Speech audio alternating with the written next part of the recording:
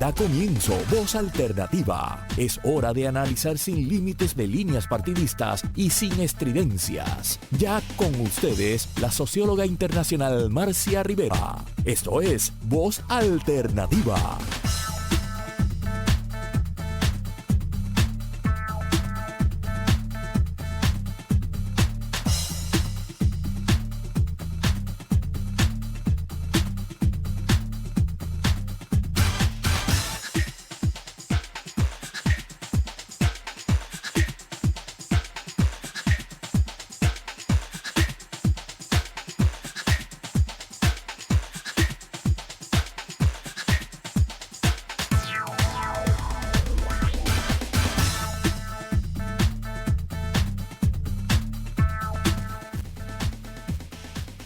Y sin estridencias. Ya con ustedes, la socióloga internacional Marcia Rivera. Esto es Voz Alternativa. Muy buenos días, amigas y amigos. Estamos aquí en otro programa de Voz Alternativa. Gracias por estos minutos que me regalaron, porque estaba tratando de orientar a nuestra invitada Yanira, la doctora Yanira Reyes, que está tratando de estacionar y entrar al edificio. Es un día muy fuerte. Esta semana para todos ha sido muy fuerte.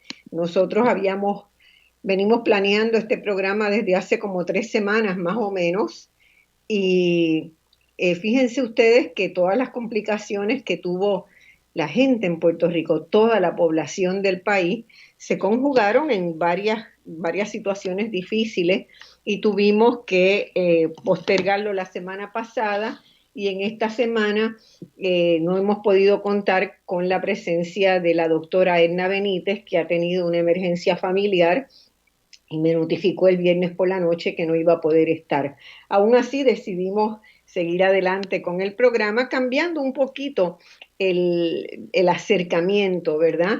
Con la doctora Yanira Reyes, con Juan Luis Quintero, que es un especialista en administración pública, un abogado que se ha dedicado a tratar de mejorar la administración pública donde quiera que ha estado. Voy a presentarlos ya mismo.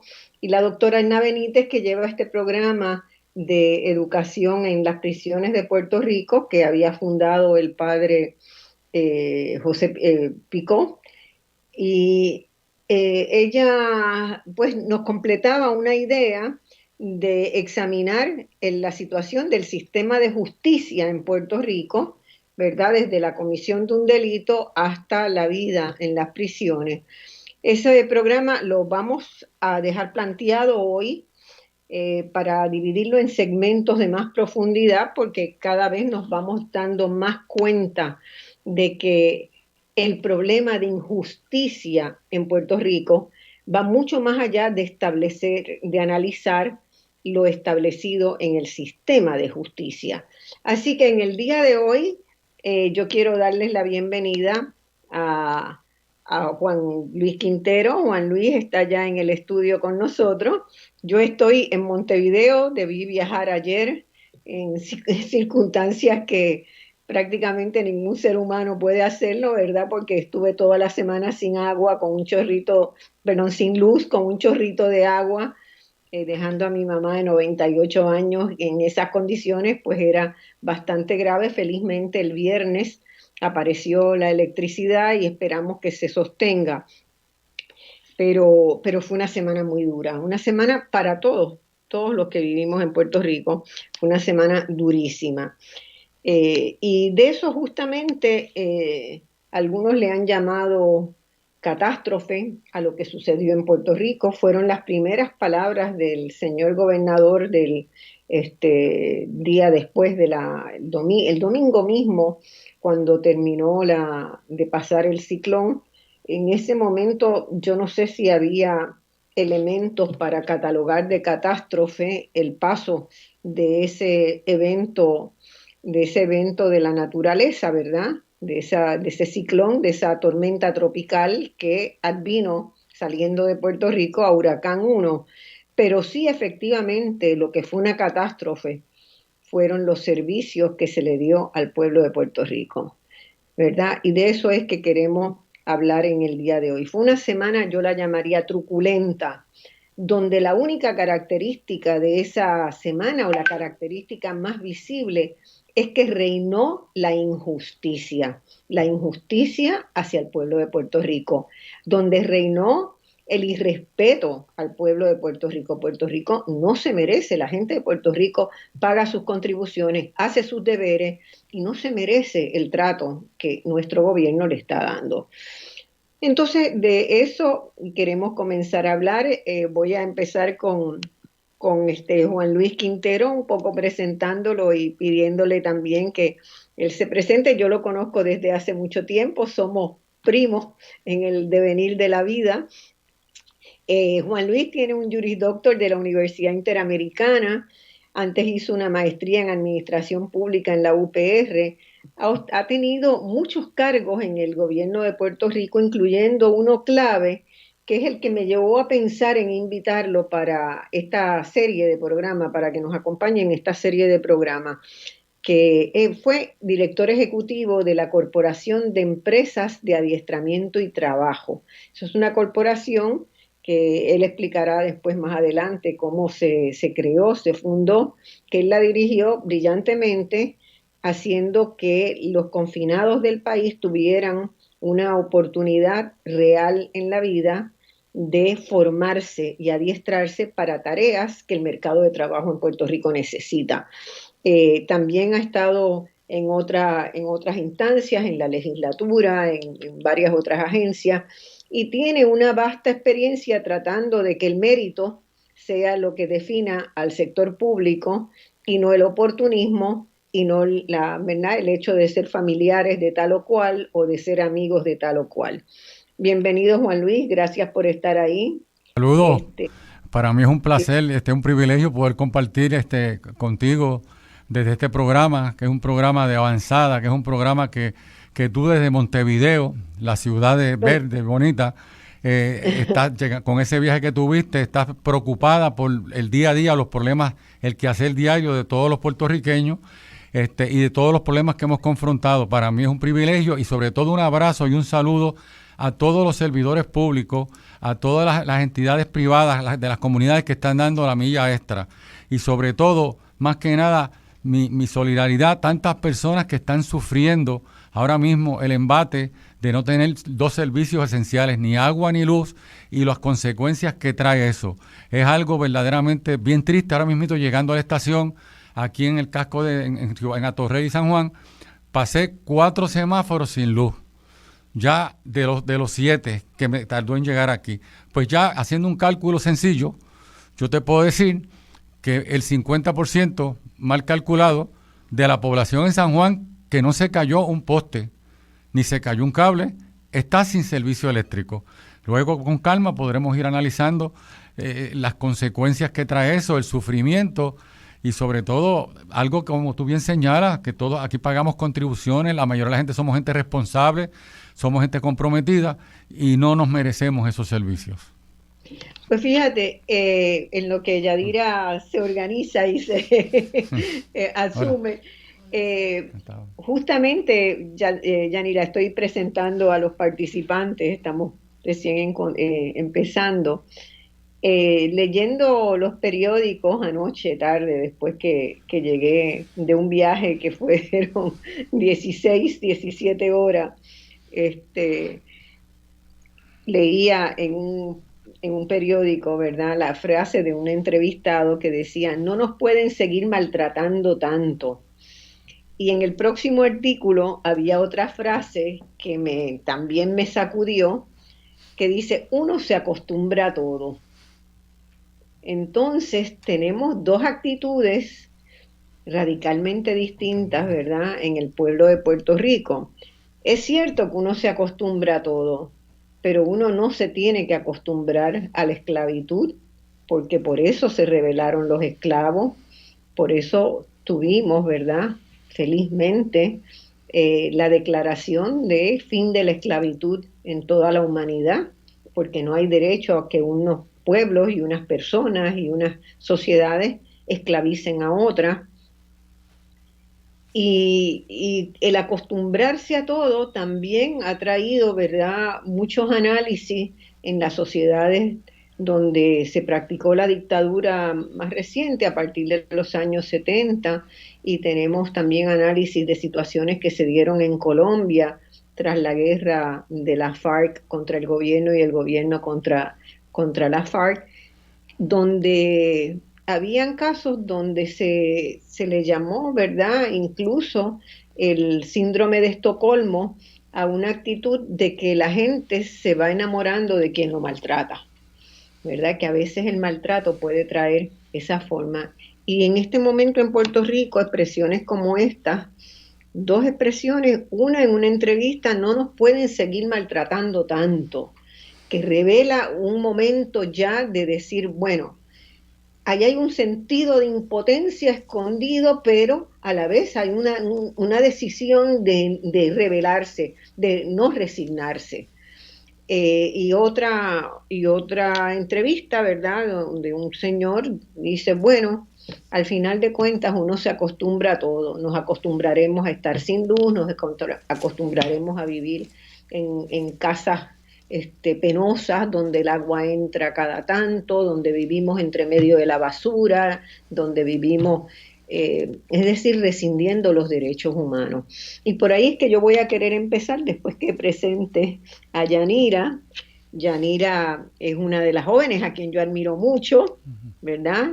Ya Juan Luisito y yo estamos más cercanos en generación, pero no protestes, Juan Luisito, no es tanta la diferencia. No lo sé, bien cerquita, pero estamos de pie y en lucha, que es lo importante. Pero estamos de pie y en lucha, seremos de los boomers que nunca se entregan. Sí. Yanira Reyes es Juris Doctor de la Universidad de Puerto Rico en Derecho, tiene un doctorado en Sociología en Purdue University con concentración en Derecho y Sociedad y en Familia, Sexo y Sexualidad. Hizo las dos concentraciones. Antes estudió Psicología en la UPR y hoy es decana de Asuntos Académicos de la Facultad de Derecho de la Universidad Interamericana de Puerto Rico, que sabemos que es una institución, ¿verdad? Esa Facultad de Derecho la vemos muy presente siempre en los debates, en las consultas, en las luchas, ¿verdad?, por la justicia, por los derechos humanos. Muchas veces sentimos que esa facultad de Derecho es más pujante en términos de su relación con la ciudadanía y con los problemas del país que la propia Universidad de Puerto Rico, cosa que nos alegra por un lado y nos duele por el otro. Ambas tendrían que estar. Ella es muy reconocida en la academia por sus aportaciones a los movimientos de derechos humanos. Es de las que cree que nadie nos regala nuestros derechos, textos que he escrito de ella, ¿verdad? Los derechos los hemos luchado, ha habido generaciones anteriores, aunque usted no haya luchado por la ley de igual paga por igual trabajo, que es un mito, ¿verdad? Pero aunque usted no hubiera luchado por esa ley le cobijó a todas las personas. Aunque usted no hubiera luchado por la jornada de 8 horas, eso le cobijó a usted cuando estaba en el mundo del trabajo. Entonces, las luchas que unos sectores dan son luchas que van más allá de los sectores que las pelean, ¿verdad? Se gana para toda la sociedad. Y yo creo que ese espíritu es muy importante y nos toca, ¿verdad? Nos toca que la gente entienda que los derechos, además, son progresivos. Son, mientras más derechos se tengan, más derecho tenemos a tener más derechos, aunque parezca una perogrullada. Así que cada lucha, en cada era, en cada momento, en cada generación, conlleva luchas que profundizan, que buscan profundizar la equidad en derechos, porque nuestra construcción social no es una construcción equitativa. Si fuera equitativa, no tendríamos que luchar por los derechos, ¿verdad? Así que yo me quito el sombrero ante Yanira por todas sus luchas como feminista, como abogada que siempre está ahí. Y también ella ha sido galardonada por el Colegio de Abogados por una medalla que no es, en mí no pasa desapercibida, que es la medalla Nilita Vientos Gastón, con quien me unió, ¿verdad? Yo aprendí mucho de Nilita, yo era joven, pero tuve acceso a las tertulias de ella, tuve acceso a su amistad y a sacarla a cenar de vez en cuando ya en sus años finales. Y bueno, me alegra que Yanira pues ostente esa medalla porque permanentemente me recuerdas a Nilita. Vamos a empezar, Yanira y Juan Luis. Bienvenida, Yanira. Ya habías estado una vez en Voz Alternativa, pero siempre es bueno tenerte. Muchas gracias.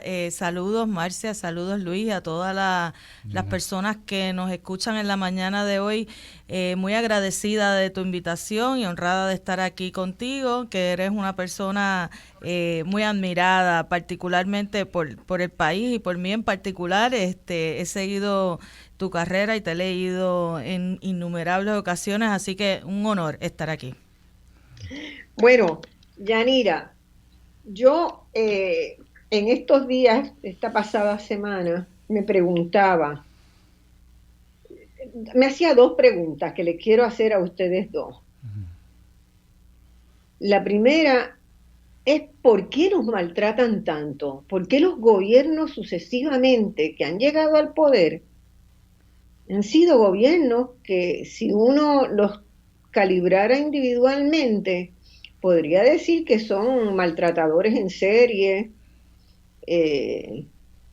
porque ¿cuáles son los cariñitos que nos está haciendo la clase gobernante en Puerto Rico? Yo me he puesto a pensar, y aparte de dar anuncios, uno y otro, en los mensajes de Estado que se hacen ahí al inicio del nuevo año, de decir que te vamos a poner más dinero, más chavitos en tu bolsillo, ¿verdad?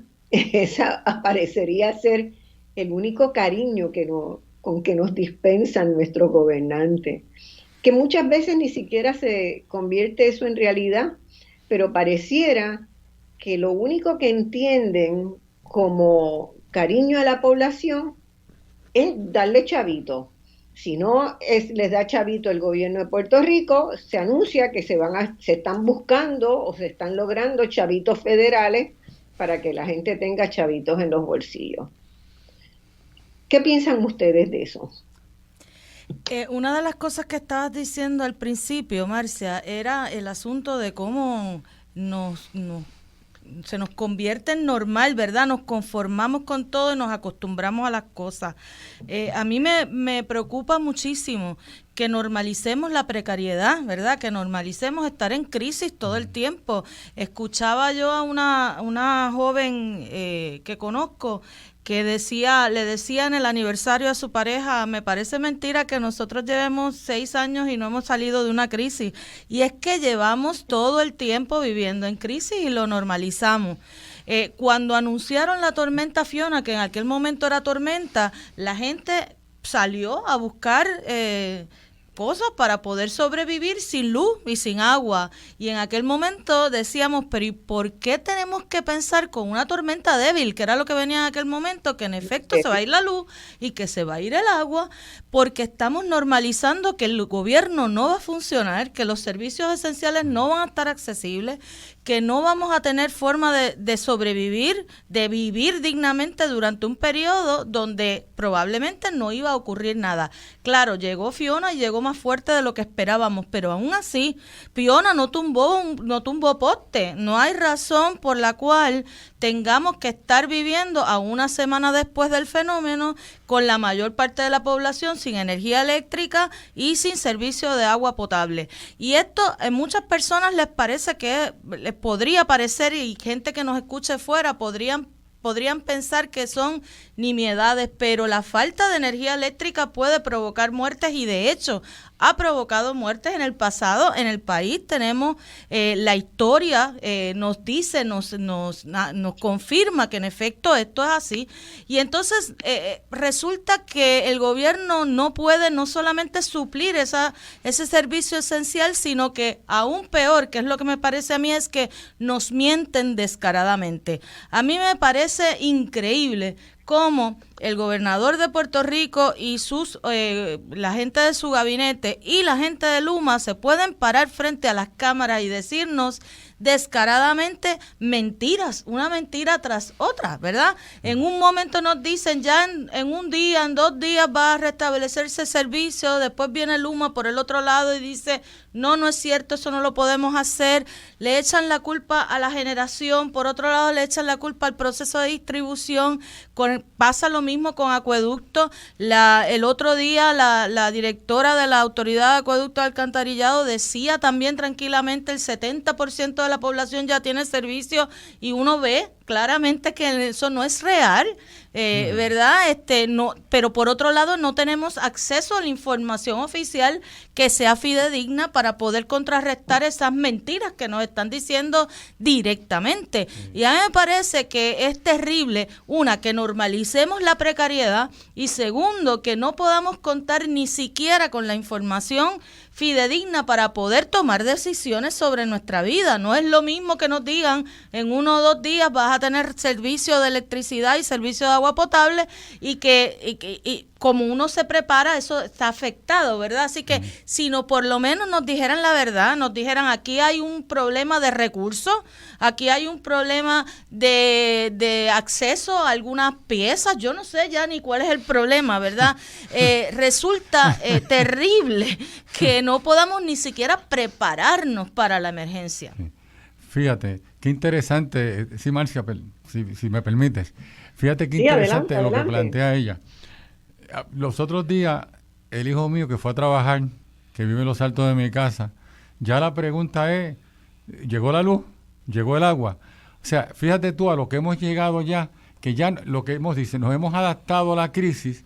Entonces, lo más preocupante es que esto es un problema que lleva años, porque a mí, yo tengo la impresión que el gobierno, más allá de solamente de creer por nociones equivocadas en la privatización y en el neoliberalismo como una alternativa, yo creo que es como una forma de excusarse.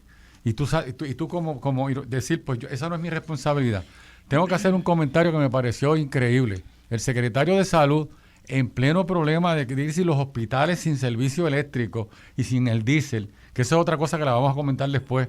¿Cómo es posible que después de María los hospitales y el suministro de diésel no haya llegado a los hospitales? Dijo que él no podía intervenir con los hospitales porque eran hospitales privados. Mira qué cosa más increíble. O sea, el que regula si los hospitales reciben fondos estatales, fondos federales y hay una acción estatal. ¿Cómo el secretario de Salud va a decir que él no puede responder porque los hospitales están privados y pertenecen a empresarios privados? Otra cosa que es bien trágica y es lamentable es que tú notas el engaño, la forma de tú distraer. Yo veo con mucha tristeza a algunos analistas, algunos comentaristas mencionando que el problema de Luma es un problema de comunicación. O sea, ¿cómo tú vas a reducir esta realidad que estamos viviendo? Que esta realidad de que la gente ya sabe en la calle, el que está en la calle, en el colmado, en el pueblo, que el servicio empeoró, que ellos mismos aceptaron que la capacidad para recuperar la energía antes de la tormenta, las horas de estar sin servicios aumentaron. Entonces, la falacia de que se han instalado 3,000 postes. Hay una persona que se dedicó a hacer eso y creo que contó 600, pero tú sabes lo que esto es decir, que 3,000 postes. Entonces, la pregunta es, esto no es un problema de comunicación, es un problema de mala gerencia. Y entonces los políticos entregaron esas prerrogativas, entonces utilizan otros medios, lo que estaba diciendo la compañera decana, no sabemos a quién creerle. Entonces eso crea más incertidumbre. Yo creo que se está levantando. Yo irónicamente le dije al hijo mío mayor, dije, tal vez mis nietos sean los que puedan venir con otro enfoque y con una valentía, con un valor, a confrontar a los políticos y a desarrollar una concientización. A mí me parece que se están dando unas corrientes en las comunidades, unos enlaces bien interesantes, porque la gente se está dando cuenta de la falta de servicios esenciales. Y esto es una cosa bien cruel. Tú sabes lo que es tú ver unas personas en un hogar de envejecientes, esas personas sin electricidad, sin servicios, sin poder activar sus equipos de respiración. Para María, como dijo la compañera, murieron 4,800 personas certificadas por un estudio de Harvard, científico, y el gobierno de Puerto Rico para aquella época estaba en 200 personas. O sea, ¿cómo es posible que hemos llegado a ese grado de cinismo, de dejadez? La pregunta sería, ¿qué es que le pasa a algunos políticos? ¿Es verdaderamente un problema de enajenación o de ignorancia, o es un problema de tratar de sobrevivir políticamente? Esa es la incógnita. Claro, y habría que preguntarse también qué política es la que queremos, ¿verdad? ¿Cómo se hace política, una nueva política?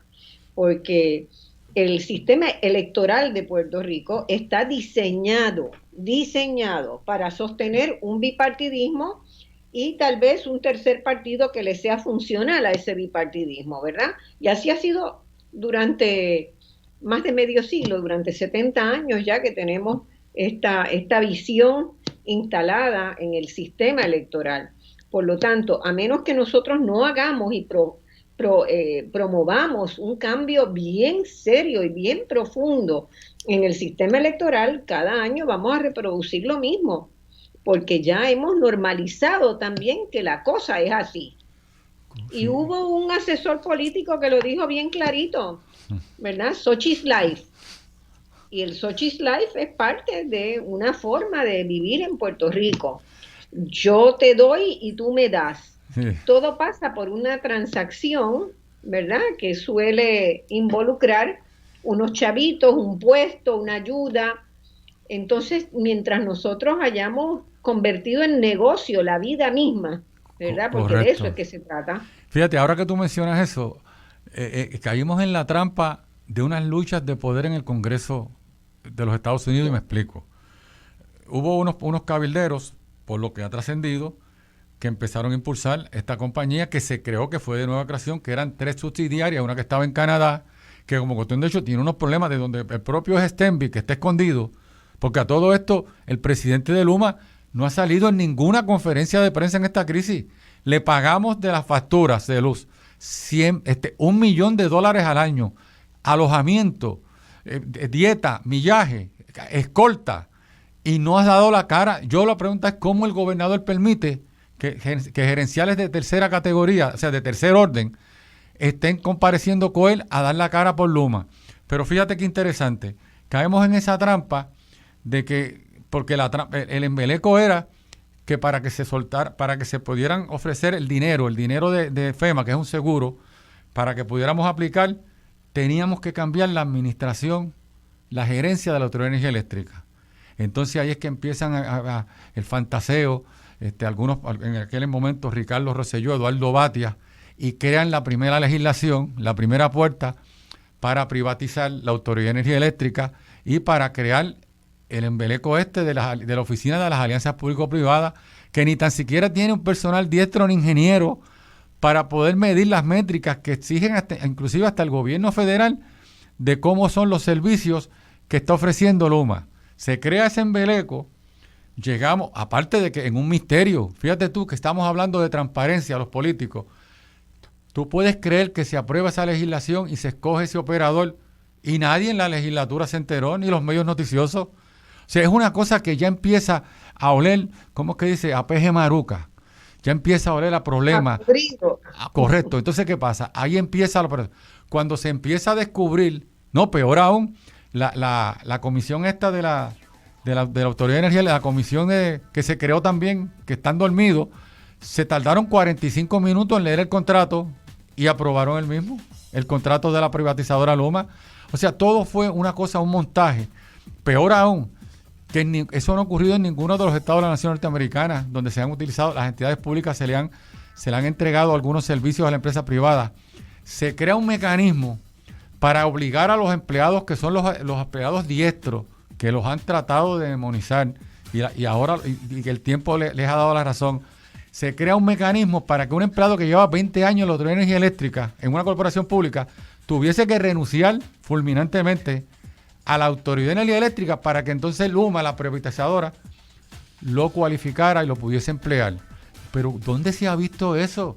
Si eso se pudieron... No, porque el acuerdo era que esta compañía iba a traer una unión de los Estados Unidos. O sea, ese es otro tipo de desplazamiento y de falta de respeto y de sensibilidad a los servidores públicos que aquí no se toma en consideración. Oye, yo recuerdo para María, los empleados de la Autoridad de Energía Eléctrica, los celadores, corrigiendo los enmiendos que estaban haciendo las compañías norteamericanas que trajeron. O sea, es una cosa que es una comedia de errores, es una cadena de errores tras de errores. Y mientras tanto, la ciudadanía, la gente de carne y hueso, nosotros sufriendo.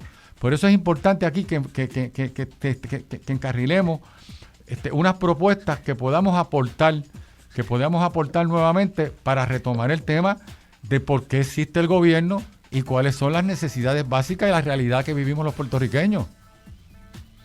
Así es. Tenemos que ir a una pausa y continuamos con esta conversación que se está poniendo jugosa. Vamos a la pausa.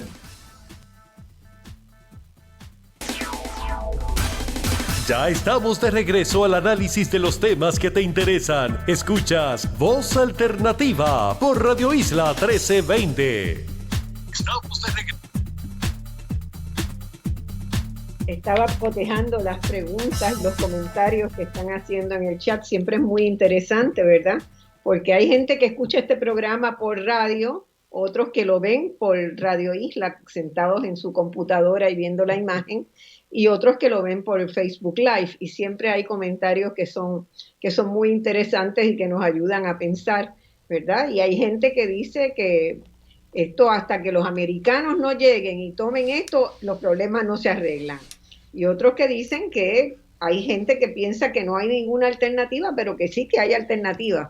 Y vamos a seguir hablando de eso. Bueno, yo le contesté a esa dama, que le agradezco el comentario, porque hay muchos estados que tienen problemas muy similares a los de nosotros, incluyendo en su sistema carcelario.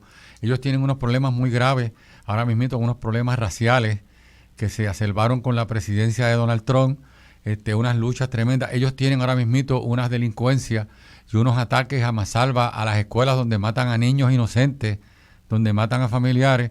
Ellos están manifestando, los Estados Unidos, otro tipo de manifestación de violencia que gracias a Dios todavía nosotros en Puerto Rico no la hemos confrontado. Y bueno, fíjate, yo leí en la BBC de Londres hace unos 4 o 5 días, en medio de la pandemia en Puerto Rico, leí en el teléfono, y no pude trabajar en ese momento sobre el asunto para darlo a conocer más en Puerto Rico, que en Minnesota se ha detectado un esquema masivo de fraude a través de los distintos niveles que operan en los fondos federales. Es decir, que nada de santos tampoco, sino que se verificó que $250 millones habían sido usurpados de fondos federales que se habían autorizado para usarse en Minnesota durante la pandemia para darle comida a los niños más pobres. Y funcionarios en las escalas intermedias se apropiaron de ese dinero por un esquema que se comienza la investigación de si no es que está en otros estados o jurisdicciones del país, ¿verdad? Ahora que usted menciona eso, perdona, como cuestión de hecho, se procesaron 4 funcionarios federales de FEMA bajo María por delitos de corrupción y apropiación ilegal, y esos ya fueron procesados. O sea, la corrupción es un reflejo de la descomposición de valores que experimentan los seres humanos, independientemente de los sistemas políticos que viven.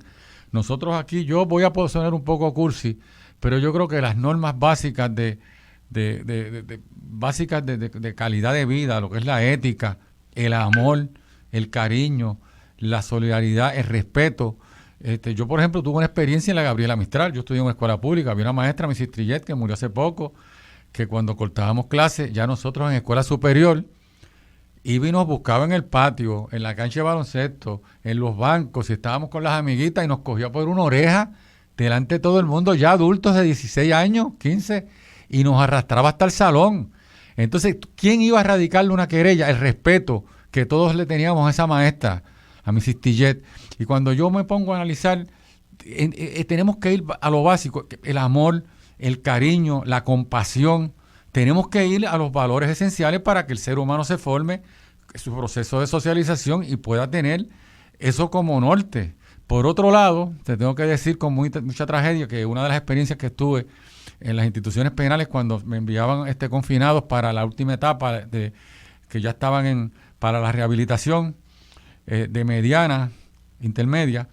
Uno me dijo, mire, director, yo me acostaba sin comer, yo veía a mi papá borracho, mi mamá desesperada. ¿Usted sabe lo que es acostarse sin hambre? Cuando yo llegué a los 13 años, lo que aprendí fue a proteger el punto. Y fíjese, yo lo que hacía era que me fumaba la marihuana y me mantuve ahí porque yo sabía que si yo veía a los amigos míos mayores, cuando yo estaba en el otro vicio, que era destrucción. Pero entonces yo perdí ese sentido de compasión y perdí ese sentido de valor a la vida, de por qué se vive. Y nosotros tenemos que empezar, si abandonamos la escuela pública, si abandonamos los servicios esenciales, los tratamientos de rehabilitación real que se le dan a los confinados, a los jóvenes en las instituciones carcelarias, si seguimos viviendo en una burbuja, en un sector, como tú bien mencionaste, Marcia, el valor, enamorarse del dinero, el amor al dinero como meta, como propósito, las universidades mismas perdiendo, los estudiantes tienen que salir a trabajar, no pueden hacer vida colectiva universitaria como hacíamos nosotros. Yo llegaba a la Universidad de Puerto Rico a las 7 de la mañana y salía a veces a las 7 de la noche. Es verdad que me rajé de las facultades naturales porque no aguanté, tenía el IDD y no tenía el engranaje. Pero yo recuerdo que hacíamos vida comunitaria, compartíamos de otras actividades que se daban en la universidad, otras actividades sociales, educativas, participativas. Entonces tú desarrollabas otra formación colectiva de cómo identificarte con una cultura, con unos valores, con nuestra nación, con nuestro país. Y eso es algo que hemos perdido. Sí, si me permiten un poquito volver al tema que estábamos hablando sobre el asunto del gobierno, ¿verdad? Para ¿dónde es que se dan esos fenómenos de corrupción? ¿Por qué se dan esos fenómenos de corrupción? ¿Y por qué parece que el gobierno no responde a las necesidades del pueblo? Yo creo que hay que empezar haciéndonos una pregunta bien básica, volviendo a lo básico, como decía el compañero. ¿Para qué es el gobierno? ¿Para qué sirve? ¿Verdad? ¿Cuál es su propósito? Y si el propósito del gobierno es dirigir las riendas de lo que está pasando en una sociedad para echarla para adelante, aunque sea con ese mínimo de meta, es una meta básica, ¿verdad? Mínima, es por lo menos echar para adelante un país. Yo creo que en muchas ocasiones lo que está pasando es que el gobierno y la gente que está en el gobierno, porque no hablemos de la estructura del gobierno, sino la gente que está ocupando esos espacios y después eso se convierte en patrones como de conducta, patrones de gobernanza. Es un asunto de cuál es la prioridad, ¿verdad? Ya no, la prioridad no es tener servicios que echen el país para adelante, sino guardar aquello que beneficie personalmente a ciertos grupos, a ciertas clases, a ciertas personas. Y entonces el lucro se convierte en parte de ese funcionamiento, aun cuando es bien sabido que los servicios públicos no son empresas de ganancia, ¿verdad? En muchas ocasiones son empresas perdidosas. Y entonces cuando empiezas a evaluar el funcionamiento de una agencia a partir de si perdió o ganó, ¿verdad? En términos económicos, si el lucro forma parte de esa evaluación, comienza a entrar nuevamente esa idea del mito de lo privado, ¿verdad? Que lo privado funciona mejor que lo público y que la alternativa es la privatización. Fíjense qué cosa más curiosa ha ocurrido en esta ocasión, en esta emergencia de Fiona. Cuando los primeros días, y esto lo escuché en la radio porque igual que el resto del país no teníamos luz, así que no podía ver las conferencias de prensa en la televisión. En el radio transistor. Entonces, escucharlo en un radiecito de baterías así chiquito que tengo en mi casa. Decía Luma, una de las primeras cosas que dijo fue, no tenemos recursos, de hecho lo dijeron antes de que llegara la tormenta, decían, tenemos empleados capacitados, pero no tenemos suficientes empleados, ¿verdad? No tenemos suficientes celadores de línea. Ante eso salieron personas que habían sido celadores de línea y personas que habían trabajado en energía eléctrica, retirados y gente que estaba en otras agencias, e incluso hicieron manifestaciones y dijeron estamos aquí disponibles para que nos activen para trabajar por el país conocemos las líneas, conocemos dónde están los postes, conocemos el país. Y el gobernador y Luma, que a veces se confunde uno y otro, ¿verdad? ¿Dónde empieza el gobernador y dónde empieza Luma? Uno no sabe bien dónde está la cosa. Bueno, pues es que da la impresión de que es el abogado de Luma. Claro, que todavía. Parece abogado de la Junta y abogado de Luma. Bueno, pues prefirieron contratar personas de Estados Unidos, pagándole 3 veces lo que se le paga a un empleado en Puerto Rico, que obviamente no conocen dónde están las líneas, no conocen el país, no conocen la infraestructura de energía eléctrica en Puerto Rico. Todo pareciendo que es un asunto de que no queremos echar hacia atrás, no queremos admitir públicamente que no tenemos la capacidad para arreglar el problema de la electricidad en el país, porque hay un contrato que está por ahí, que vence pronto, ¿verdad? Que no pueden aparentar públicamente que no tienen la capacidad, que no tienen los empleados suficientes, que no tienen el conocimiento necesario. Y estaba escuchando el otro día también por radio a Ricardo Santos, que decía, es que cuando Luma despidió a la gente que despidió de energía eléctrica, despidieron la memoria de la Autoridad de Energía Eléctrica. Estas personas desconocen la infraestructura energética en Puerto Rico, y una de las cosas básicas que decía Ricardo en aquella entrevista en esta misma estación, decía, es que uno de los ejemplos es el asunto de los pilotos.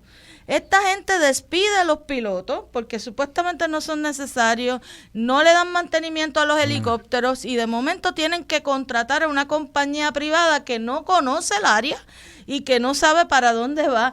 Las personas que conocían esta isla, ¿verdad? Que no es fácil porque no es plana, porque tiene es una mucho topografía, campo, la ¿verdad? topografía es muy distinta. Pues esa gente se fue cuando entró Luma. Se despidieron y votaron la memoria de la Autoridad de Energía Eléctrica, despidieron la gente que de verdad conocía de esto. Y entonces la prioridad en este momento del gobernador Luma parece ser no aparentar ineficiencia, no es entonces resolver el problema, aunque eso le cueste mucho más dinero al país, porque obviamente contratar a estas personas que vienen de Estados Unidos cuesta el triple o 4 veces más, y aunque se tarde más el restablecimiento de la energía eléctrica. De hecho, ya empezaron a salir aquello que pasó también en María, de personas que han tenido que pagar de su bolsillo a estos celadores privados, a esta gente que viene de los Estados Unidos, para que le pongan la luz eléctrica, ¿verdad? Porque cuando estamos hablando a los de bolsillos, pagarle directamente a esa persona para que le ponga la luz en su casa, en su calle, porque se están muriendo, porque necesitan un ventilador o porque necesitan, ¿verdad?, refrigerar la insulina, ese tipo de cosas. Obviamente la gente que tiene la capacidad económica puede vivir una situación no tan crítica. Y la gente que no tiene capacidad económica sigue teniendo la peor suerte. Así que definitivamente luego entonces podemos ver cómo de nuevo la soga parte por lo más fino, y la gente pobre sigue siendo más pobre, y la gente vulnerable se hace más vulnerabilizada por acciones ineficientes del gobierno. Te hago 2 preguntas, Yanira. En un momento dado, en una celebración del 1 de mayo, creo que hace 2-3 años, que terminó bastante complicada, se confirmó que se había contratado a una empresa de seguridad de los Estados Unidos a incorporarse a la policía de Puerto Rico, ¿verdad? La policía, la función de seguridad en Estados Unidos cada vez está más privatizada, porque policías que se han retirado, personas que han estado en adiestramientos, dando adiestramientos a los países latinoamericanos en esa época, ¿verdad?, donde la colaboración de Estados Unidos era adiestrar a las fuerzas militares latinoamericanas, que llevó, ¿verdad?, generó tantas controversias y generó que una ola importante de gobiernos progresistas llegara a la región y repudiara la política de Estados Unidos hacia América Latina. pues se confirmó que en Puerto Rico se habían utilizado policías contratados en esa marcha y que funcionaban con una lógica claramente visible y entendible para quienes estaban participando allí, y eso se dio a conocer en ese momento. En este momento se informa también, han salido, ¿verdad? Ha salido información de que en los lugares cercanos donde Luma necesita seguridad, quienes están son policías de Estados Unidos.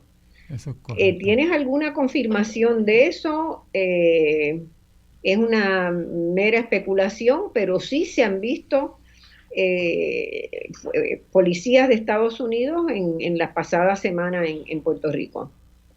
Sí han llegado esos policías. Recuerdo que un reportaje en Noticel que mencionó, pero como cuestión de hecho, los funcionarios de FEMA, claves, principales, tienen escoltas privadas pagas por nosotros los abonados. O sea, yo me imagino que ellos estarán dando un support a los camiones, y lo que publicaron fue que los iban a utilizar para el área del tránsito por los problemas de los semáforos. Pero fíjate qué interesante.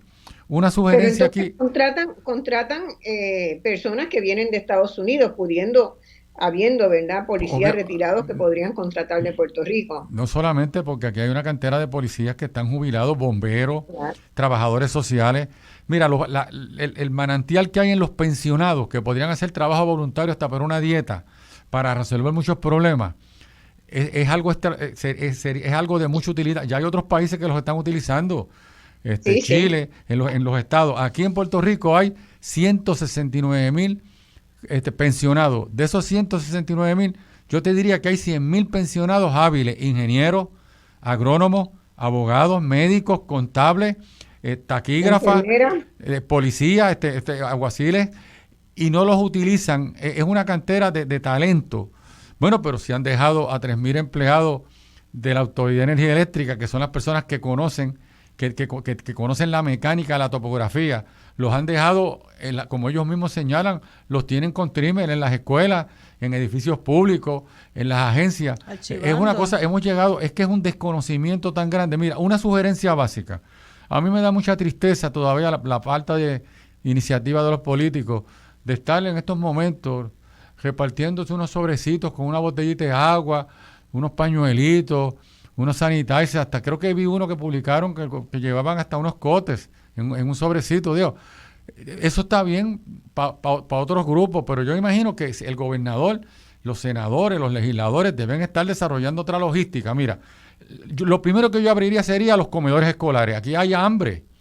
Todos los comedores escolares que estén ávidos, empieza a preparar comida y a llevar el agua ahí y dar ese servicio básico de comida a los niños y a los adultos. Lo puedes hacer por una orden administrativa.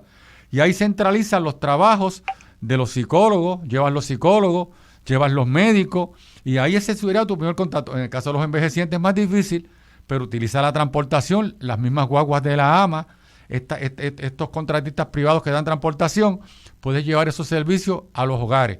Ahora mismito lo primero que hay que hacer es una logística de cuántos hogares están los envejecientes pasando hambre, sin servicios de agua y luz y los servicios básicos. Pues tú identificas, eso no es tan difícil, si el ejemplo fue después de María, pero ahora mismo empieza el embeleco, que si, mira, estas son las compañías para evitar los traqueteos que van a recoger alimentos voluntarios. Mira, tú tienes los comedores escolares y tienes el personal y tienes las estufas de gas allí, empieza por darle comida a la ciudadanía, entonces después empezamos a desarrollar y a resolver los otros problemas. Ahora, que a estas alturas, después de la experiencia de María, y esto, vamos a ser realistas, esto fue una tormenta que entró por allá abajo por Cabo Rojo y salió por allí mismo por la punta.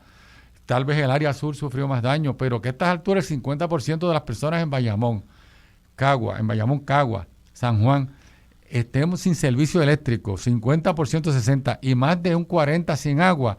Nosotros, el sistema, la administración pública fracasó, Marcia. Fracasó. Definitivamente. Y una de las cosas que estábamos hablando sobre el asunto de la contratación de personas de fuera de Puerto Rico, mira, yo no tengo absolutamente ningún problema con que en momentos de crisis aceptemos ayuda solidaria de otros países. Y eso pasa en cualquier país del mundo. En cualquier país del mundo hay un terremoto, un huracán, pasa alguna crisis y el resto de los países se desborda en ayuda solidaria, mandan médicos, mandan ingenieros, mandan enfermeras, mandan diferentes tipos de personas para ayudar y mandan suministros. Aquí el gobernador de Puerto Rico dijo directamente, no queremos que nos envíen ninguna ayuda porque nosotros podemos mantener todo esto. Miren qué enajenación tan grande decir en Puerto Rico no hay necesidad de que envíen suministros ni de que traigan ayuda, porque eso nos va a crear un problema logístico en los muelles. Pero sin embargo, al mismo tiempo tienen que estar contratando seguridad, contratando celadores de fuera de Puerto Rico, pero no es de fuera de Puerto Rico, de cualquier país, es de Estados Unidos pagándole un montón de dinero. O sea que eso es diametralmente distinto al concepto de la ayuda solidaria que se da en momentos de desastre, que es ayuda voluntaria, que es una ayuda sin lucro, que es una ayuda de pura solidaridad. Así que yo creo que de nuevo volvemos al asunto de cuáles son las prioridades del gobierno y cuáles son las formas en que nos allegamos a eso. Sí, obviamente hay necesidad de comida, hay necesidad de fuerza, ¿verdad? Hay necesidad de personas, de cuerpos, de venir aquí a trabajar. ¿Por qué el gobernador cierra las puertas a esa ayuda internacional solidaria que no nos cuesta un centavo? Si no es porque hay una cuestión ideológica ahí detrás de no aparentar ante los ojos de los accionistas, ante los ojos de la gente que mueve el dinero en este país, que hay una ineficiencia y que vamos a tener que manejar la situación igual que pasa en otros países. En República Dominicana el huracán Fiona fue peor de lo que fue aquí, por mucho. Era categoría 3. Exactamente, y no está en la situación que estamos en estos momentos nosotros y nosotras aquí en este país. O sea, ¿de qué estamos hablando? Hay que salir de esta idea de que nosotros vivimos en un país de primer mundo y que aquí podemos manejar las situaciones sin ayuda internacional solidaria. Así que el gobernador tiene que salir de su burbuja y poner pie en tierra y darse cuenta de realidad lo que está pasando aquí. Yo creo que una persona que fue secretario de Justicia, que fue comisionado residente en Washington, más allá de la filosofía que tenga, él se tiene que haber dado cuenta ya, me parece a mí, del fracaso de Luma y del fracaso de esa privatización apresurada. Lo que a mí yo me sospecho que no tiene una solución o no se atreve a tomar la decisión de que tiene que traer otra compañía y tiene que crear otro mecanismo y tiene que volver a utilizar con adiestramientos y con propósito, si los empleados que se fueron a esas agencias de gobierno los sigue pagando el presupuesto general. O sea, ¿de qué estamos hablando?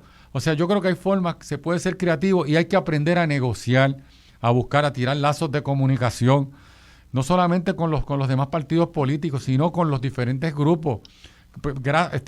Por ejemplo, le preguntan al representante de Luma, no, es que esos empleados, eso se puede hacer bajo una orden, pero nosotros somos suficientes empleados y ya estamos trayendo una brigada de Estados Unidos. O sea, pero chico, agótate los recursos a ver cuántos celadores están dispuestos. No todos van a estar dispuestos a ir después de esa experiencia tan traumática que tuvieron y ese rechazo, pero de seguro la mayoría van a estar dispuestos, de los celadores, los que son expertos en deshiervo. Cuando tú levantes esa logística de personal de recursos humanos, cuando te falten, entonces traes los de afuera, que volvemos lo mismo, los pagamos los abonados, nosotros los abonados, los clientes, y nos cuestan 3 veces más, y hay que pagarle alojamiento, el viaje, alojamiento y dieta. O sea, hay que deshacerse de los atavismos personalistas, que no son el gerente, un ejecutivo de gobierno, aparte de que su prioridad es el interés público, la razón de ser, tiene que ser una persona objetiva, balanceada, con estabilidad emocional, tiene que tener inteligencia emocional. A veces la inteligencia académica puede ser importante en algunas áreas bien técnicas, pero si tú tienes inteligencia emocional y eres una persona balanceada, que sabes, que tienes ese contenido, puedes tomar decisiones muy inteligentes, decisiones justas y decisiones razonables, que es lo que en este momento necesita Puerto Rico. Necesitamos personas sensatas, razonables. Esto no es un problema de comunicación de Luma, como dicen algunos analistas y comentaristas, y que no se están comunicando bien, o que se está llevando la información, o que es una cuestión político-partidista. Pues mira, yo lo menos que he visto ahora es a los políticos del momento sacando partidas políticas. Los he visto a todos muy neutrales, a todos los partidos emergentes. Todo lo contrario, los he visto en una actitud de colaboración, de tratar de unirse, de que los procuren, de ver cómo podemos cooperar. Eso es lo que necesitamos, abrirnos, porque entonces empieza el factor de los egos, del protagonismo. Si yo llamo a fulano y habla mejor que yo, o se expresa, o tiene más carisma, pues me quita el momento. Entonces el publicista que se gana a los chavos tratando de vender ideas, porque viven de vender ideas, aunque fracasen muchas, aunque no sean las alternativas, no te conviene que se te pare al lado esta persona al lado, o esta candidata, o este líder comunitario, porque nos va a robar el show. Entonces le estamos dando pauta. Es una serie de conflictos, de necesidad de reconocimiento tan grande, que eso debe ser motivo de otro programa, profesora Marcia Rivera. Así es. Y yo quiero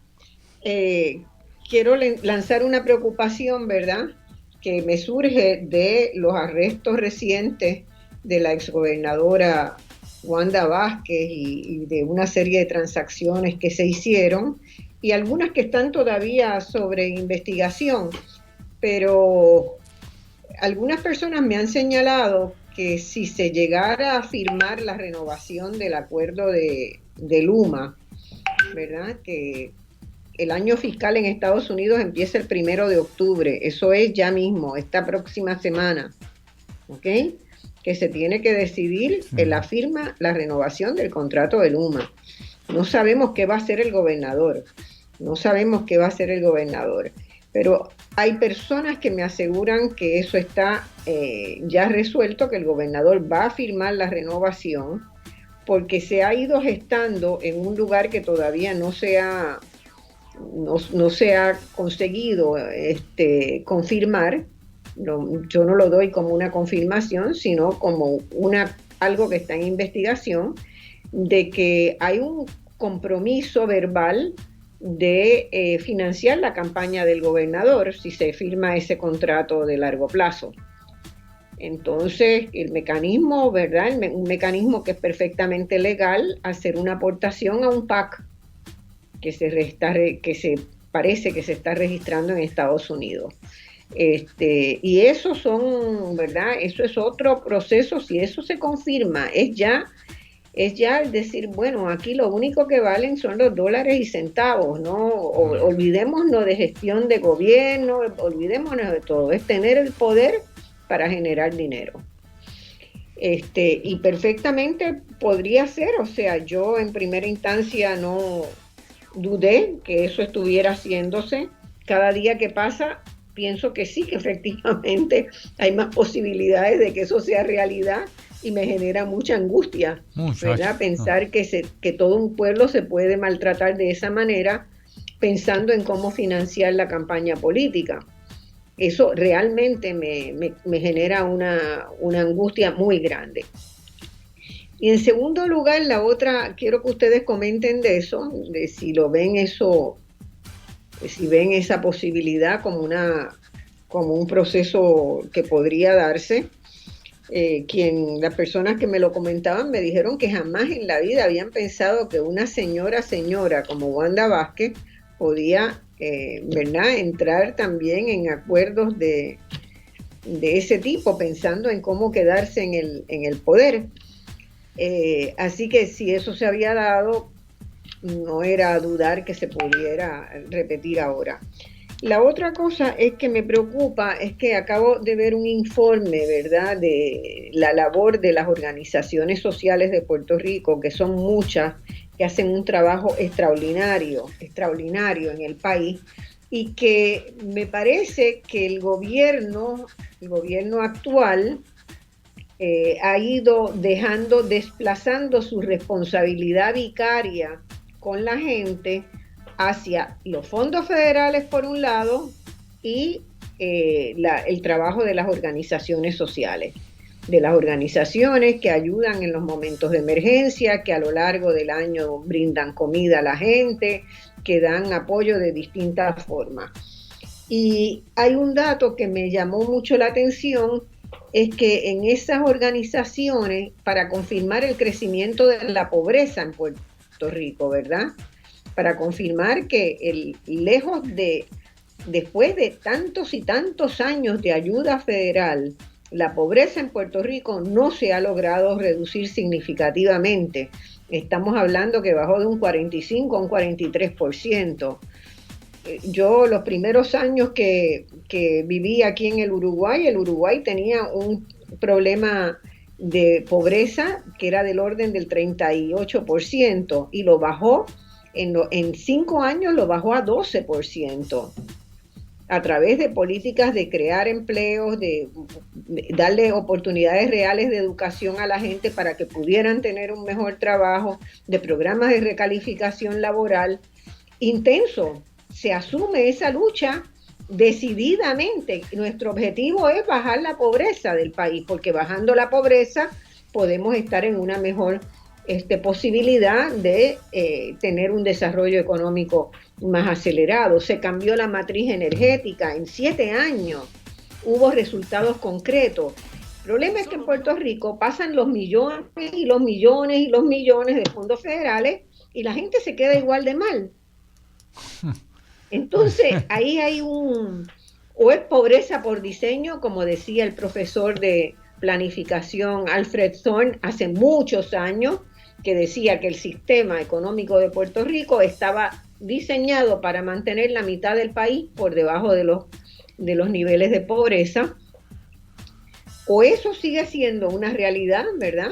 Que estamos diseñados para ser un país pobre, porque la desigualdad en Puerto Rico ha crecido muchísimo. Hay gente que no les roza esto. Todos los nuevos edificios se construyen, los edificios de más de $500,000, que son mucho más de lo que uno quisiera imaginar. Pero esos edificios todos se construyen para que cada apartamento tenga su propia planta en caso de emergencia y funcione y ni se den cuenta, ¿verdad?, de que le faltaba el agua y la luz a todo el mundo. Por eso una señora que llamó, la señora Ana, no sé quién es la señora Ana, de Llorens Torres, llamó un día a un programa de la tarde ahí en Radio Isla e hizo una invitación al gobernador a que pasara una noche con ella, que pasara una noche visitándola en el residencial Llorens Torres para que se enterara cómo era la cosa, cómo era entrar, y sin escolta, cómo era caminar desde el parking de los estacionamientos hasta un edificio y un apartamento. Que se atreviera a caminar de noche por allí solo para que viera cómo es, ¿verdad? Cómo tienen que defenderse los residentes, para que comiera lo que ella comía, que lo más que le alcanzaba era destapar una lata de salchicha y comérsela fría porque no había luz, porque no había agua para cocinar, que viera con el miedo que pasan la noche. Era un testimonio muy, muy dramático de lo que es la desigualdad en Puerto Rico.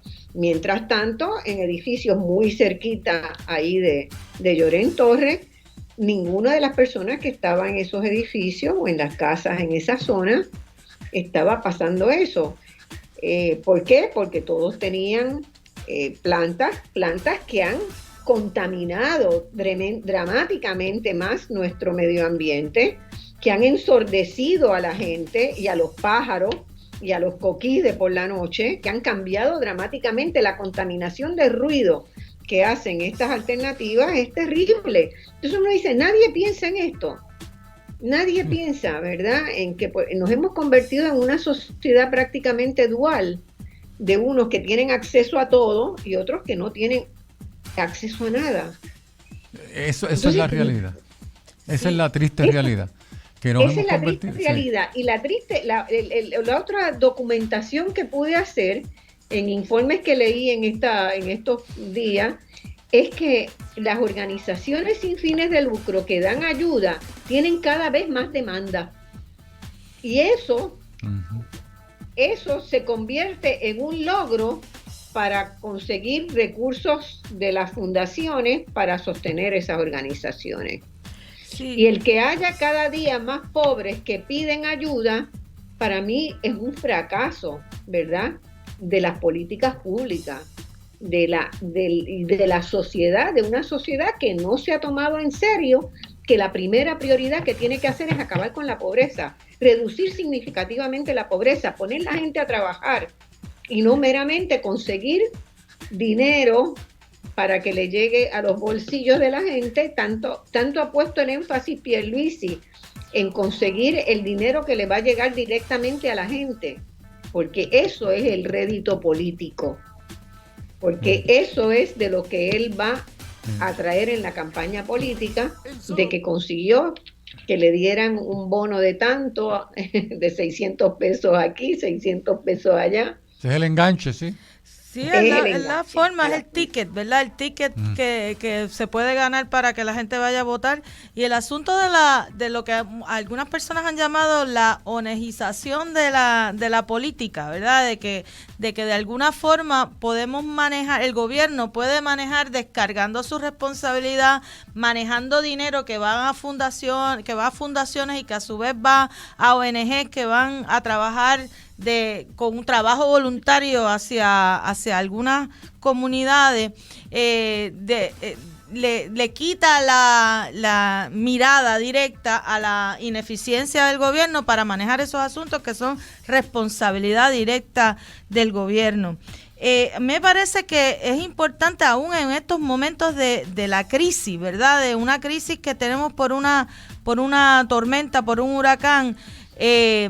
¿Cuál es la importancia no solamente de esas organizaciones, sino de las organizaciones que no están formalmente organizadas, que valga la redundancia, ¿verdad? Cómo las comunidades se organizan para manejar la recuperación, para manejar cómo se distribuye comida, para hacer cocinas comunitarias, para llevar medicamentos y para llevar agua a algunas personas. Y durante María aprendimos mucho de eso, cómo fueron las comunidades las que sacaron el país a flote.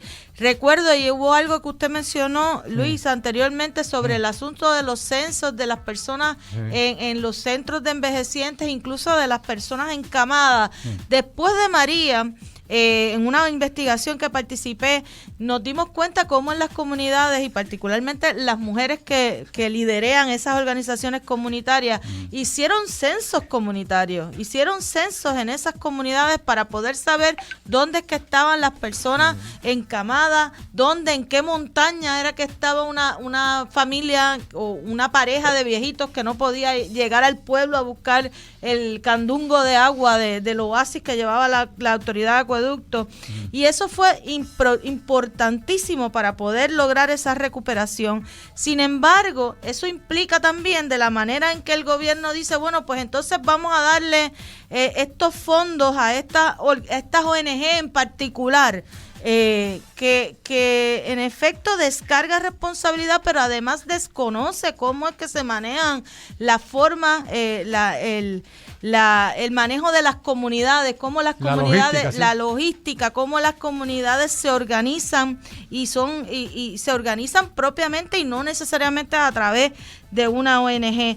Hay una otra pregunta que hiciste, Marcia, sobre el asunto del robo y las campañas, y eso quizás lo trabajamos ahorita. Vamos a una pausa porque nos metimos aquí con mucha vehemencia. No, es que le estamos poniendo, aparte del interés social real, le estamos poniendo no puedo abrir más, el de la pausa me van a matar. Le pusimos el corazón a esto. Así es.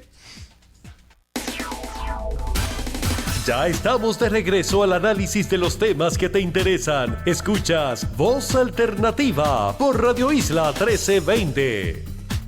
Bueno, mis amigos, aquí estamos. Yo soy Marcia Rivera, ¿verdad? Estoy con Yanira Reyes y con Juan Luis Quintero en una apasionada conversación sobre lo que pasó esta semana y que donde reinó, ¿verdad?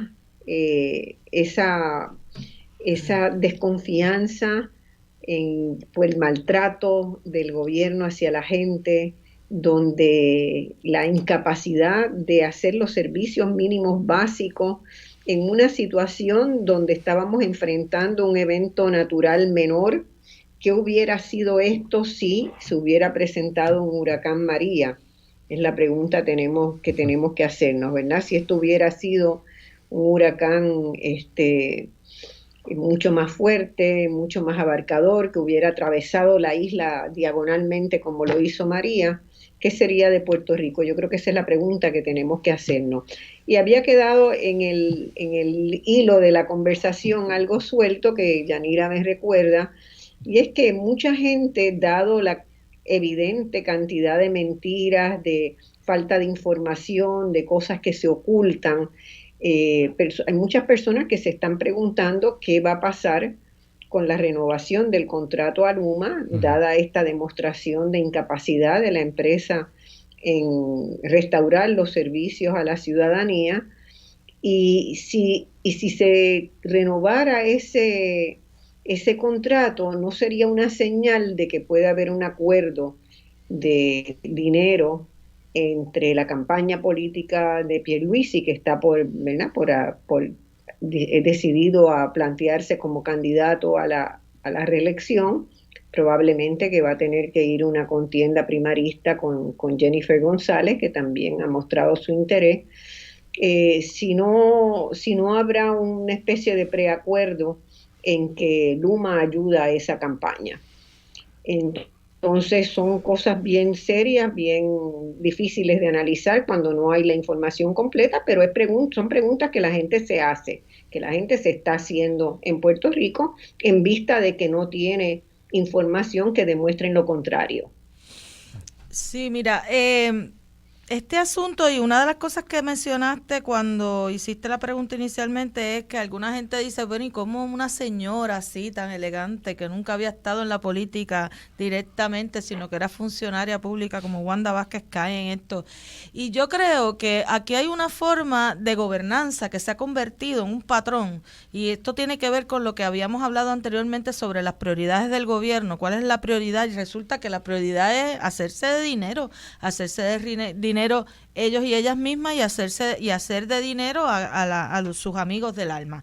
Y a mí me parece que es importante que recordemos, por ejemplo, cuando salió inicialmente el asunto del indictment a Julia Kelleher, y en aquel indictment se mencionaba cómo se contrataba a esta compañía privada, que era una compañía prácticamente fantasma, para hacer el trabajo que se suponía que hiciera el Departamento de Educación, y eso se ha convertido casi en la forma en que se gobierna en este país. Aun cuando hay empleados y empleadas que hacen unas funciones, se contratan a compañías externas, a personas privadas, pagándole el doble, el triple para que hagan el mismo trabajo.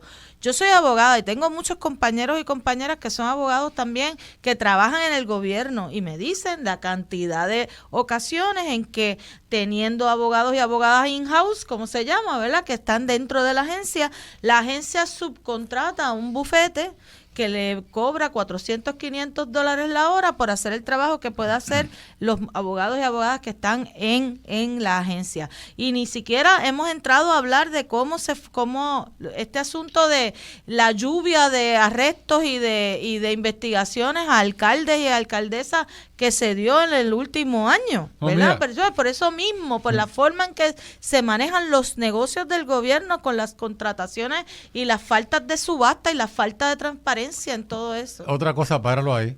Mira, yo en la experiencia de gobierno, los últimos años, todos los que tenemos ya cerca de 70 años o más, y la anterior generación, nos dimos cuenta cómo llegaban, los gobernantes nombraban algunos jefes de agencia, venía el equipo de staff a aprender.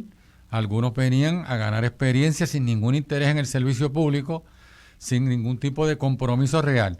Entonces empieza el subcontrato. Mira, tengo que contratar a esta compañía de informática. Con esto de la informática, eso fue una pérdida millonaria de dinero en contratistas independientes que todos sabíamos que esas eran las personas que después aparecían aportando dinero, porque así se registraba en la Comisión Estatal de Elecciones, en la Oficina de Control, aportando dinero a las campañas, a trastoquear, adiestramientos que se le podían dar. Pregunta cuánto dinero real se invirtió en adiestramiento a maestros, profesores, a funcionarios públicos, a los mismos miembros de la policía. La policía está en sindicatura federal. No solo parte de los problemas de la violación de los derechos civiles por la falta de adiestramientos reales, la falta de tener un equipo capaz de reclutar personas capaces.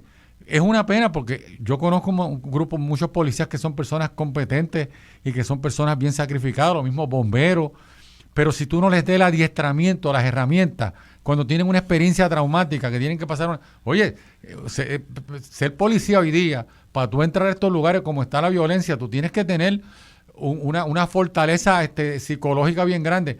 Pregunta que te reporten cuántos adiestramientos les están dando y atenciones a esa familia.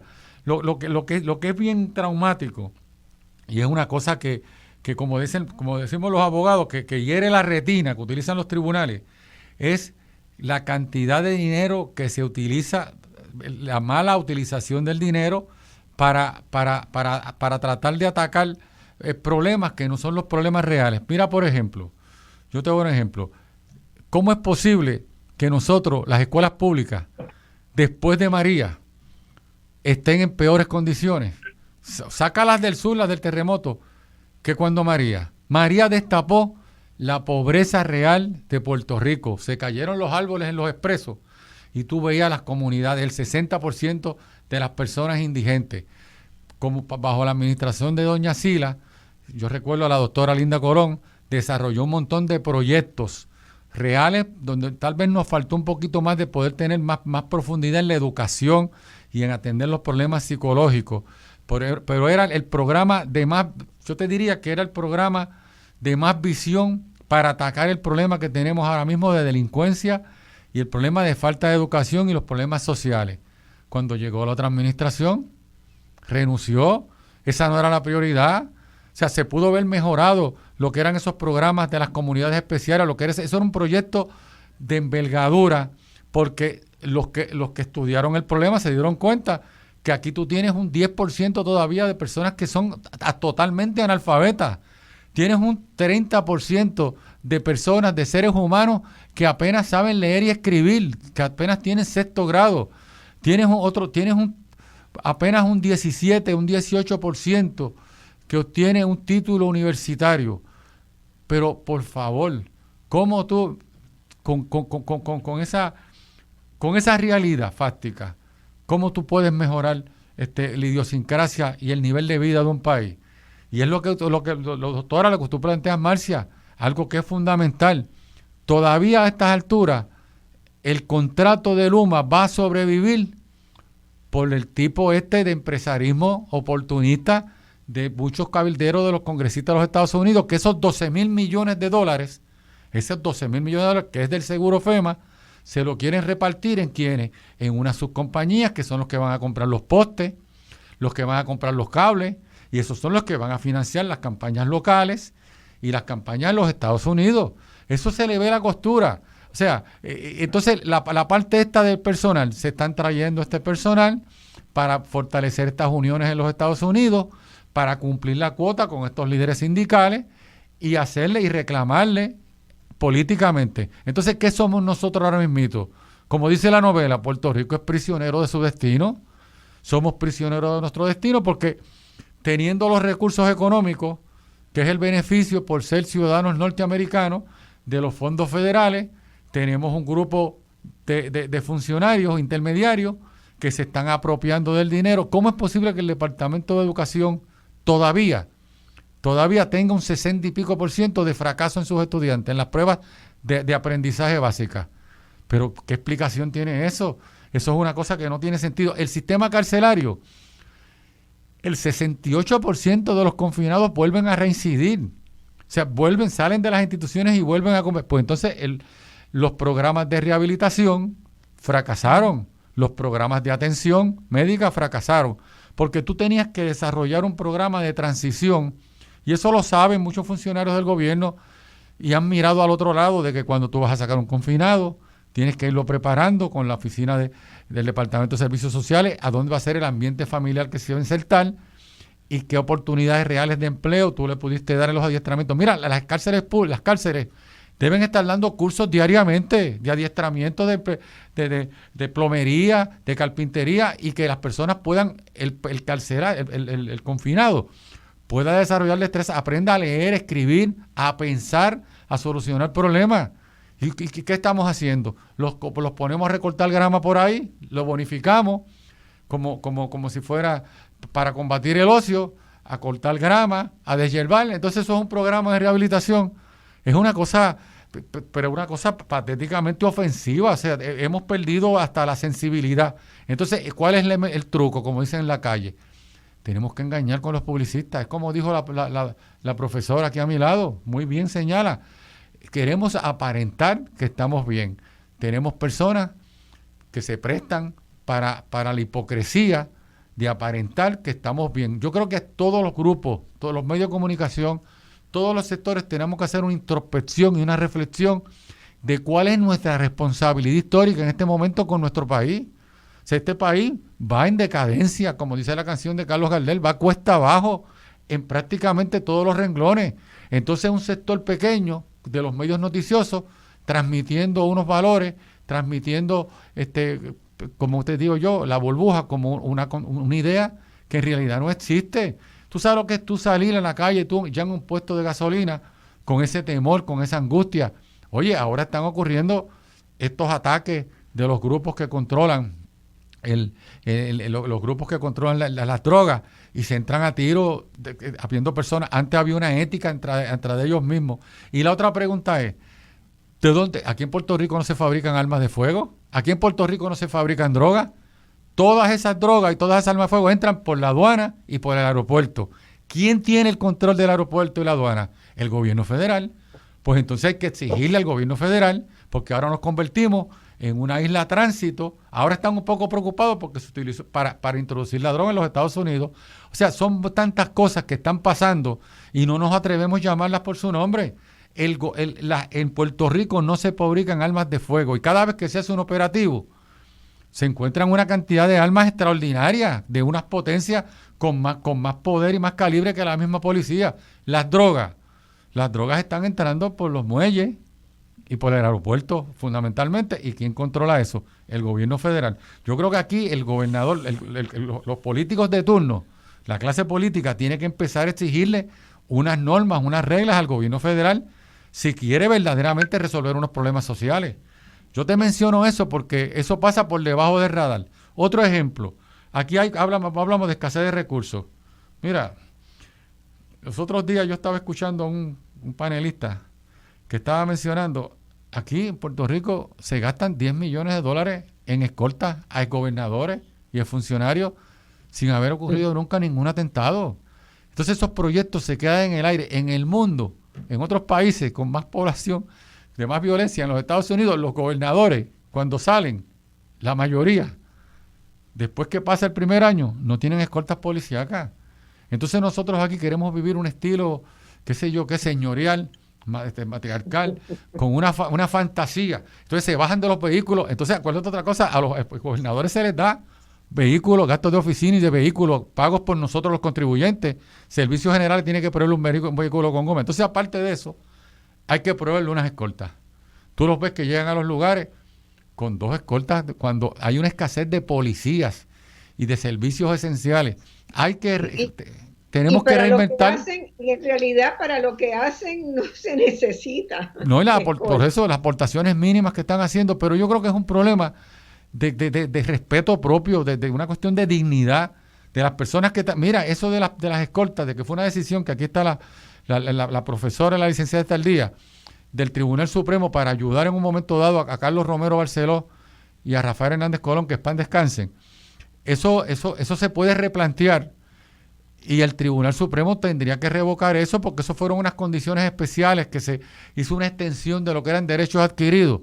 Yo no sé qué embeleco hicieron jurídico pero tú decir que una escolta es un derecho adquirido como parte de tu función pública y después permanente. No reconocer los derechos adquiridos, por ejemplo, al retiro.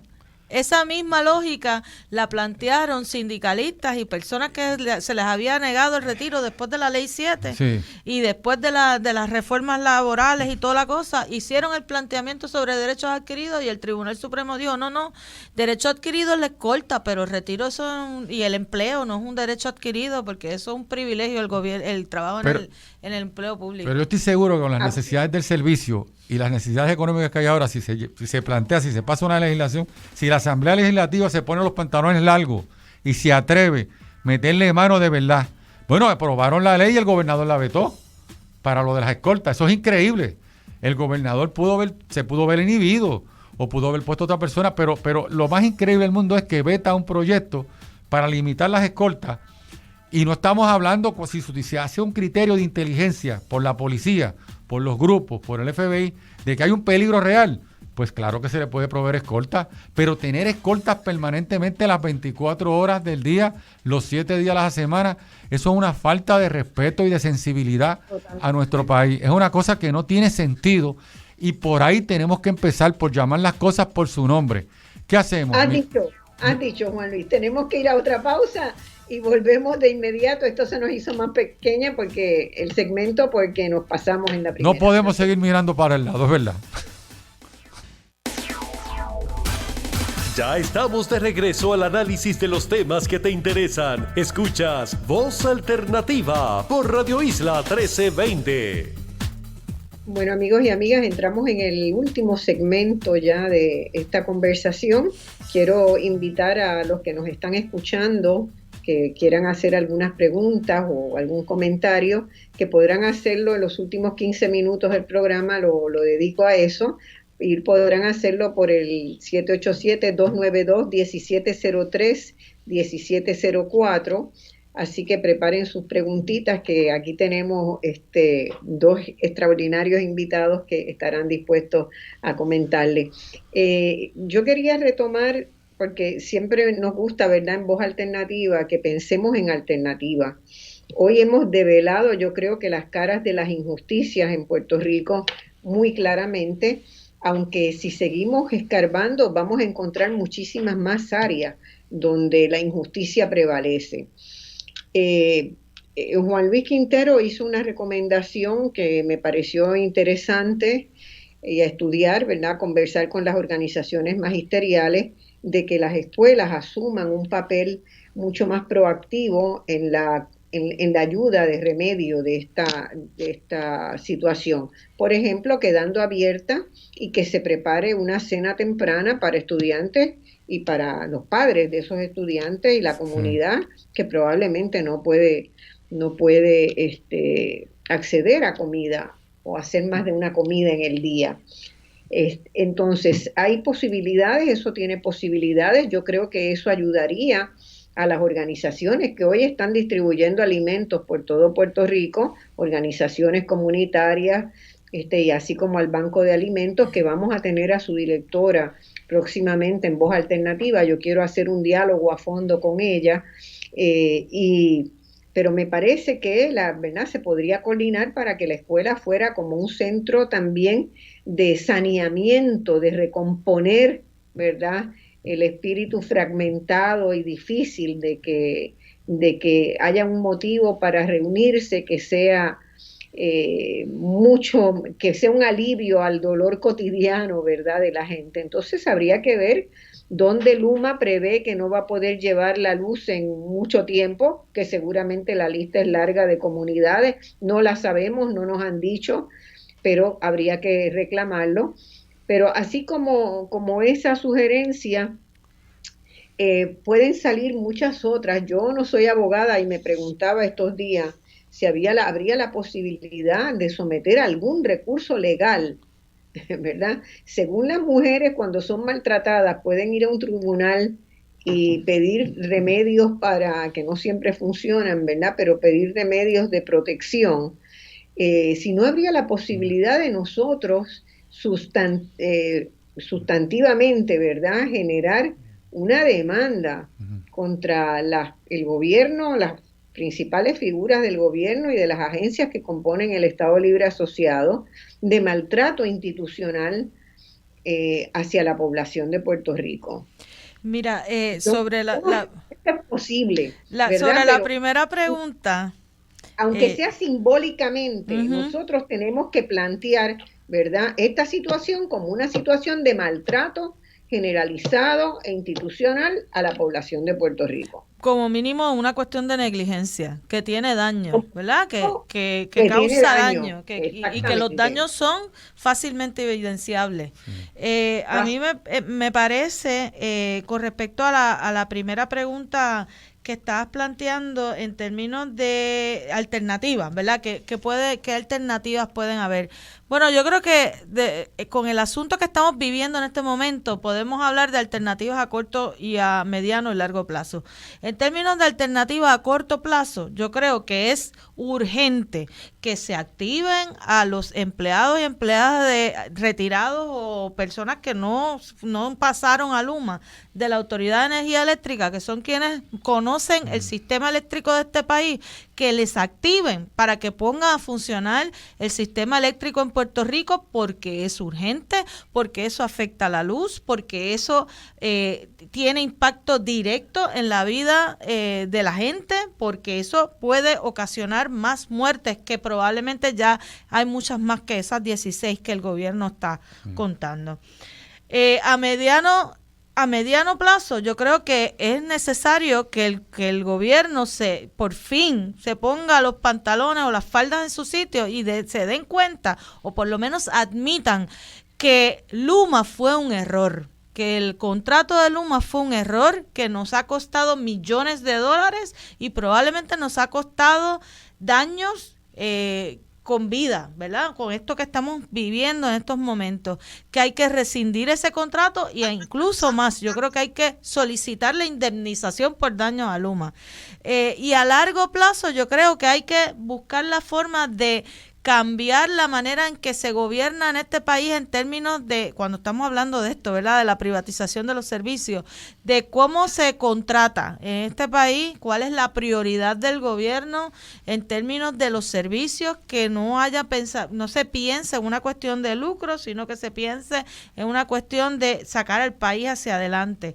Porque el asunto de la desigualdad y la pobreza, de lo que estábamos hablando, debe ser una de las metas principales de cualquier gobierno, o sea, eliminar o por lo menos trabajar para aminorar el asunto de la pobreza y reducir esa gran desigualdad que existe en Puerto Rico, porque en muchas ocasiones hablamos simplemente de vamos a educar y vamos a adiestrar a la gente para que puedan conseguir trabajo, pero es que no hay trabajo, o el trabajo que hay no paga dignamente. Después de la pandemia, muchos negocios pequeños y negocios grandes estaban diciendo que no podemos abrir porque no hay gente que quiera trabajar.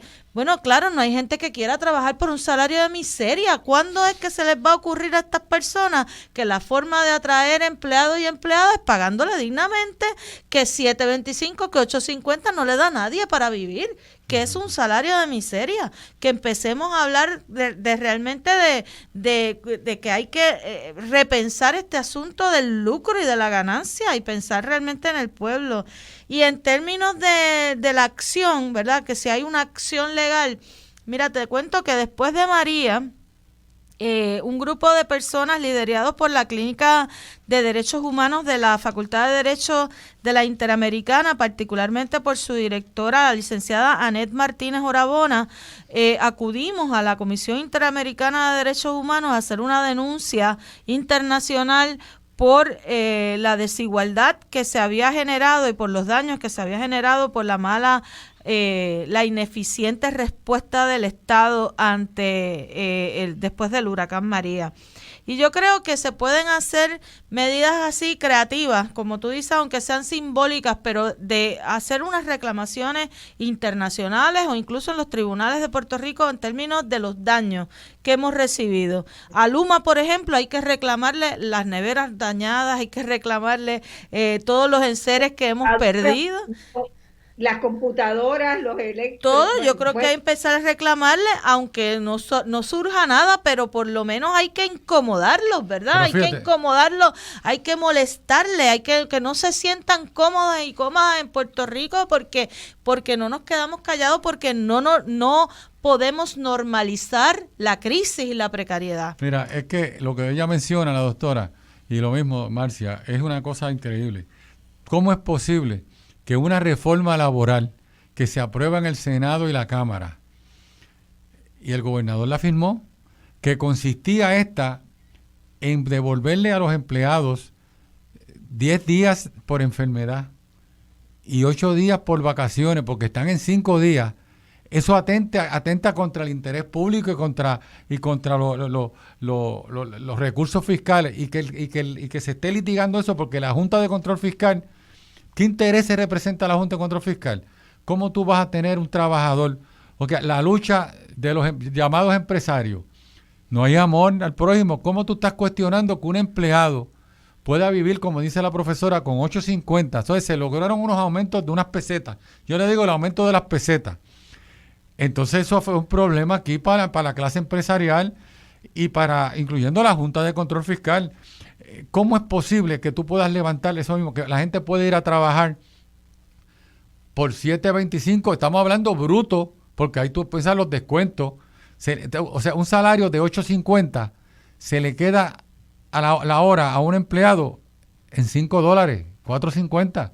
Entonces, ¿cómo es posible que estemos hablando de sensibilidad, de hacer trabajo colectivo, cuando nos estamos debatiendo entre esas cifras tan absurdas?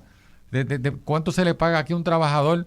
Ahora hay un pleito, se vetó, el gobernador vetó un proyecto para igualarle el salario mínimo a los empleados públicos, que subiera a 8.50. O sea, hay empleados públicos, 17,000 empleados públicos que ganan menos del salario mínimo federal, y aquí la gente mirando para el otro lado un montón de sectores. Tú oyes, vuelvo y te digo, esto tiene que ser una responsabilidad patriótica de todos los sectores. El sector comunitario, que ha asumido su rol, el sector educativo, las universidades, como tú bien mencionas, los comunicadores, los que tienen el privilegio de hablar por un micrófono todos los días o 5 días a la semana, tienen que hacer una introspección y decir, ¿qué mensaje yo estoy llevando? Porque levantarte todos los días y criticar es un mamey, pero presenta las alternativas, enfrenta el reto de confrontar el sistema. Si eso es lo que tienes que hacer, tienes que jamaquear el palo, para tú poder decir, mire, ahora mismito hay una lucha en tal cosa, en el Congreso de los Estados Unidos de unas elecciones. ¿Cómo nos beneficia eso? ¿Cómo nos perjudica? ¿Qué cambio ha habido en Puerto Rico con la clase política en los Estados Unidos con los cambios? Prácticamente ninguna, porque los fondos federales aquí, esos logros que se adjudican los comisionados residentes, son logros, ese dinero prácticamente llega automáticamente por una legislación que aplica a los territorios. Eso es otra cosa que tenemos que cuestionarnos. Es la cosa falaz de la publicidad del engaño. Yo no sé con qué propósito, porque no se dan cuenta de lo que está pasando a su alrededor. ¿Cómo estamos nosotros aquí con tanta pobreza? ¿Tú sabes lo que es? Que tú te paras en 5 luces en San Juan y en las 5 luces encuentras 3 o 4 deambulantes pidiéndote un vellón, algunos adictos. O sea, es una cosa pero trágica. Entonces, los puentes, el puente allí de Trujillo Alto, donde yo paso, de la 65, allí hay 12, 14 deambulantes viviendo debajo de ese puente. O sea, es que ¿por qué hemos perdido el amor al prójimo, el amor a nuestra patria, a nuestros semejantes? Tenemos que hacer una introspección de valores, de conciencia, y de eso es que se trata este reto, profesora. Los estudios están hechos. Usted lleva estudiando y metida en esto hace 35 años, haciendo estudios comparativos, dando la oportunidad a la clase política, a la clase social, a la academia, para que tenga mejores herramientas para enfocar y tomar acción sobre los problemas. Si llevas 30, 40 años en eso, aunque te veas muy bien físicamente, ¿por qué continuamos con el mismo problema, con los mismos errores? O sea, ¿cómo es posible que ahora en María, ahora con este huracán, hemos estado teniendo los materiales, los postes y los cables, estemos teniendo problemas con el sistema eléctrico, con el problema del agua? Pero ¿cómo es posible que si se hace un plan de contingencia, esas plantas, esas plantas no estuviesen con unos transformadores como un plan B. Eso es una cuestión tan sencilla gerencialmente. Es que francamente, es que nos desespera, ¿verdad? Es una cosa traumática. Es dramático. Bueno, tenemos llamadas en el cuadro, así que vamos a empezar a pasar las llamaditas para que nuestra gente también participe del diálogo. Adelante la primera llamada.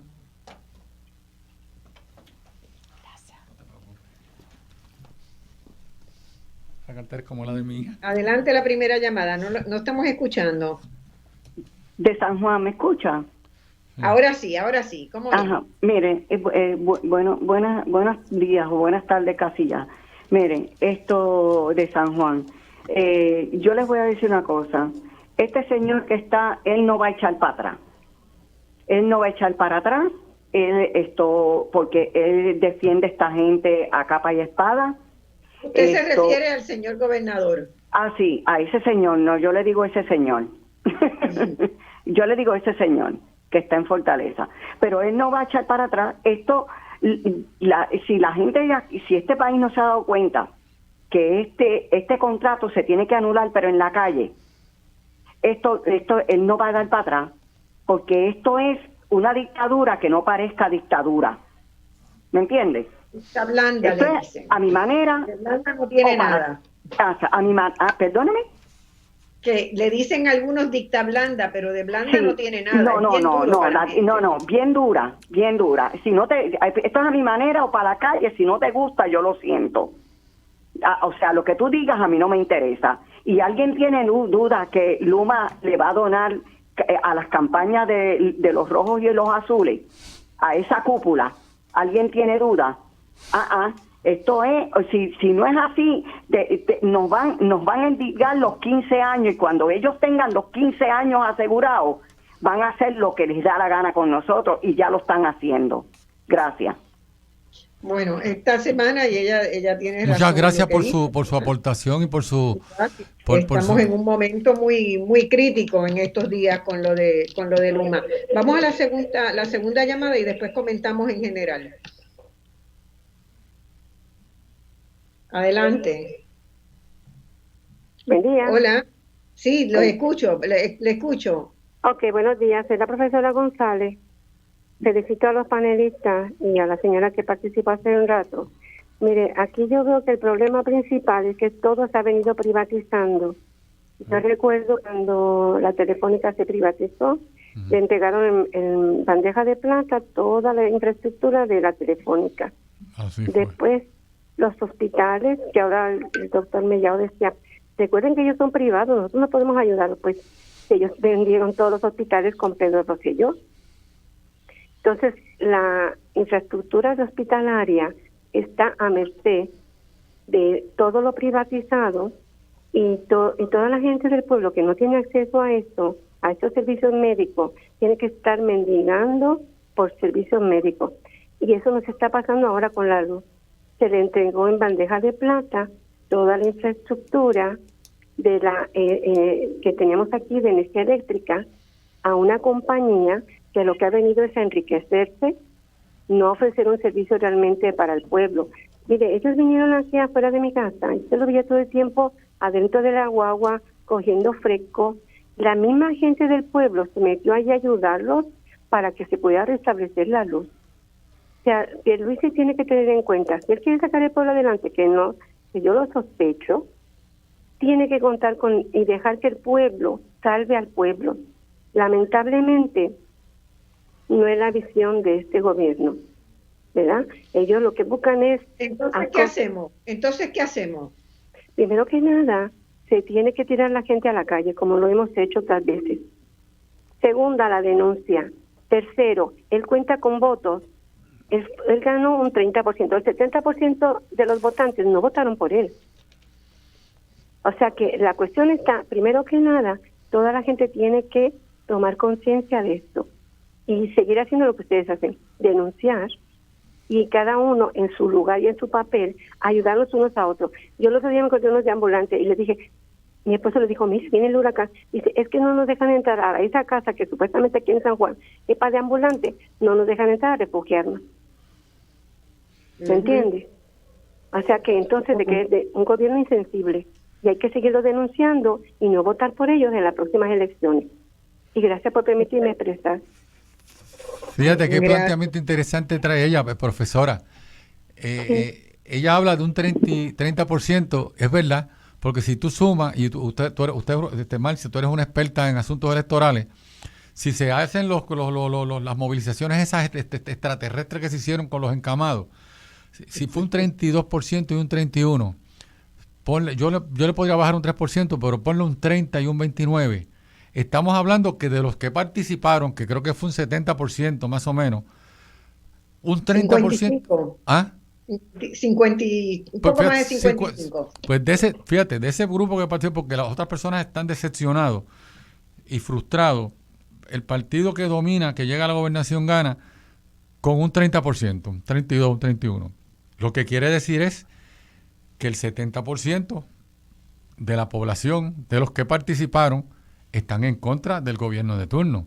Entonces tenemos que hacer, ahora yo veo a los políticos en la fantasía de la sobrevivencia, los legisladores, porque con este caos que se ha creado con los alcaldes perdieron, algunos benditos son buenos alcaldes, pero la mayoría han perdido el prestigio con esto de que 8 acusaciones en un año, en 2 años de alcaldes de ambos partidos. O sea, la clase política, por una privatización equivocada, darle unos privilegios y unos beneficios y unos derechos a los municipios, una autonomía mal fiscalizada y mal supervisada. Sí, mira, y por la negación de los derechos laborales también, ¿verdad? Porque correcto, esa no se le puede quitar el pie de encima. Sí, definitivamente me gustaría comentar algo de lo que dijeron las dos radioescuchas. La primera habló de anular el contrato, la necesidad de anular el contrato de Luma y la necesidad de hacerlo en la calle. La segunda también lo mencionó, porque no hay voluntad política, no hay voluntad política del gobernante, y yo estoy totalmente de acuerdo. Y la segunda radio escucha menciona, hace memoria de cómo se han ido privatizando servicios esenciales en Puerto Rico, habló de la telefónica, de los hospitales, y hay un asunto que hay mucha gente que piensa que ya esto no tiene vuelta atrás, ¿verdad? Ya que si se privatizó la distribución de energía eléctrica con Luma, ya esto no tiene vuelta atrás y no tiene solución. A esa gente les recuerdo que además de la telefónica de los hospitales en Puerto Rico, tuvimos la privatización de acueductos. Tuvimos la privatización de acueducto y no funcionó. Correcto. Y se echó para atrás el asunto. Se echó para atrás. No, así que tenemos precedentes. De la telefónica que se entregó, dijo una de las deponentes que se entregó esa infraestructura. Sí, definitivamente. O sea que sí tenemos precedentes. Y hay otra precedente que es bien importante, es más reciente y no podemos olvidar. En este país yo creo que nadie hubiera imaginado, ni aún la persona más creativa hubiera imaginado que con 2 semanas de protestas íbamos a lograr que el gobernador de Puerto Rico renunciara. No podemos olvidar que estamos hablando de que fueron 2 semanas de protesta. Sí. No fueron años de guerra, fueron 2 semanas de protesta y logramos que el gobernador renunciara. Yo creo que es importante que no olvidemos la fuerza que tenemos como pueblo, la fuerza que tenemos como pueblo para lograr cambio político. Que ese cambio político no se logre necesariamente en las urnas cada 4 años, no implica que dentro de ese periodo de 4 años no podamos rectificar aquello que no sirve, ¿verdad? Correcto. Aquello que no está funcionando. Y el país ha demostrado que tiene la fortaleza para hacerlo y que tiene el coraje. Ahora mismo tenemos tanto coraje y tanta indignación por los maltratos, por las injusticias, por la ineficiencia del gobierno de Puerto Rico y particularmente por el contrato de la privatizadora Luma. Así que yo creo que es importante que recordemos eso, que nos reconozcamos fuerte y que podamos entonces lograr esos cambios, impulsar esos cambios. Y lo otro es muy importante, y no caer en la trampa de la división, de que si somos estadistas, estadolibristas, soberanistas, independentistas, izquierdistas, porque esa es otra de las estrategias que se utiliza. Entonces perdemos de perspectiva que todos estamos chavados, todos estamos chavados. Así que tenemos otra pregunta, vamos a ella porque ya nos queda poquito. Ok, perdone usted, profesora. Adelante, Hello. vamos a ver si la podemos tomar, la llamada. Hello. Adelante. Hello, buenos días. Buenas, Hello. sí, díganos. Buenos días, es para felicitarlo Gracias. por su programa de hoy y está perfectamente en lo correcto.